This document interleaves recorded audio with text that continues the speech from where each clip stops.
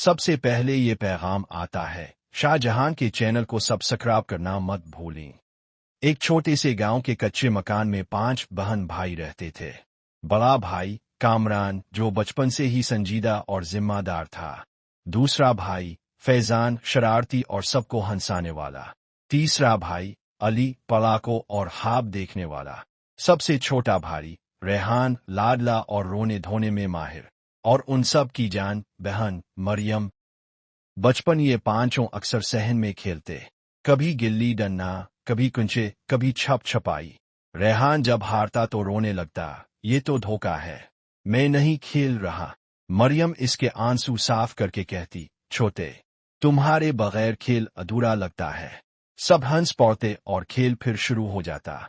शाम के वक्त माँ चूल्हे पर खाना पका रही होती, बहन भाई सहन में बैठे शोर मचा रहे होते। फैजान मिजाहिया बात करता, उम्मी, सालन में मिर्च कम है, लगता है नमक भी रूठ गया है।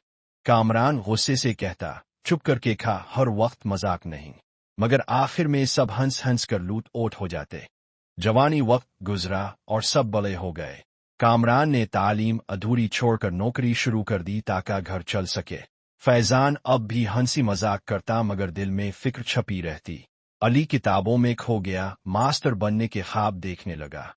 रेहान अभी भी जिद्दी मगर सबका लाडला था। मरियम घर के सारे काम संभालती, भाइयों के कपड़े धोती, खाने बनाती और कभी सबको इकट्ठा करके कहानियां सुनाती। दुख का मोड़ एक दिन उनके वालिद शदीद बीमार पड़ गए। इलाज की सहूलत ना होने की वजह से वो दुनिया से रुखसत हो गए। बाप के जाने के बाद घर गम में ऊब गया। अमरन एंसू एते मोर उते। फैजान की हंसी मध्यम पड़ गई। रेहान हर रात माँ के आस बैठकर रोता। मरियम सबको दिलासा देती, अब्बा हम सबको ऊपर से देख रहे हैं, हमें हिम्मत नहीं हारनी चाहिए। ये जुमला सबके दिल को सहारा देता मगर आंखों के आंसू छप ना पाते। बहन की शादी वक्त गुजरता गया। अब मेरे मुबी उत एक दिन इसकी शादी तय हो गई। घर में खुशी भी थी और दिलों में दुख भी। शादी के दिन बहन भाई सबके साथ बैठी पुरानी यादें दोहरा रही थी। जब रुखसती का वक्त आया तो चारों भाई आंखों में आंसू लिए खड़े थे। फदन जबरदस्ती सितवा बेउलन, मरियम, शौहर को ज्यादा तंग मत करना वरना वापस ले आऊंगा।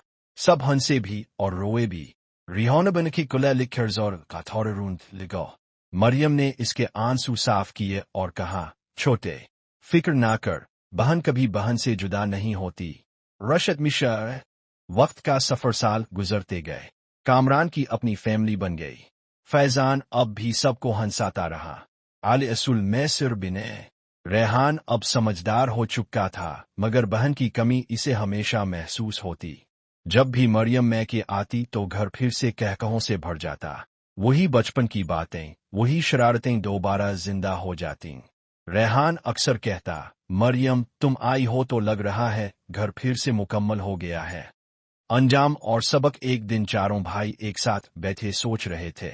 उन्हें एहसास हुआ कि बहन सिर्फ बहन नहीं होती, वो घर का सुकून, मोहब्बत और जड़ होती है। जिस दिन बहन रुखसत हो जाए, इस दिन घर का एक हिस्सा हमेशा के लिए खाली हो जाता है।